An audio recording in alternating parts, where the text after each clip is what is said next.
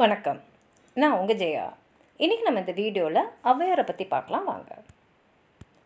அதாவது இலக்கியத்தில் பார்த்திங்கன்னா நிறைய அறிஞர்கள் இருக்காங்க. ஆனால் எல்லாருமே பெரும்பாலும் ஆண்பால் புலவர்கள் தான். அந்த விஷயத்தை மாற்றி உலகத்தையே திரும்பி பார்க்க வைத்த ஒரு பெண்மணினா அது ஔவையார் தான். தமிழ் மணலில் பிறந்து வளர்ந்த இவருடைய நூல்கள் பார்த்திங்கன்னா ரொம்ப எளிய நடையில் உலகியலை பற்றி, அரசியலை பற்றி, கருத்துக்களை பற்றி பேசும். ஔவை என்ற சொல்லுக்கு தாய் இல்லை தவப்பெண் என்ற பொருள் இருக்குது. நிறைய ஆதாரங்களை பார்க்கும்போது தமிழ் வரலாற்றில் ஒரு ஔவையாரில் ஔவையார்ன்ற பேரில் பல பெண்மணிகள் இருந்து புலவர்களாக இருந்திருக்காங்க.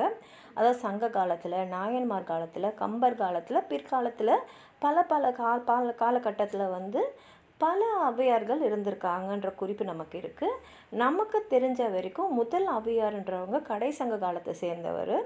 இவர் பான்குடியை சேர்ந்தவர். சங்க கால ஔவையார் ஒரு இலக்கிய அறிஞர், பெண் கவிஞர்களோட முன்னோடின்னு சொல்லலாம். அதிகமானோடைய அவைக்கால புலவராக இருந்திருக்காரு. குறிப்பாக பார்த்திங்கன்னா அன்றைய தமிழ்நாட்டில் முதல் பெண் தூதர் இவர் தான் அப்படின்னு சொல்லலாம்.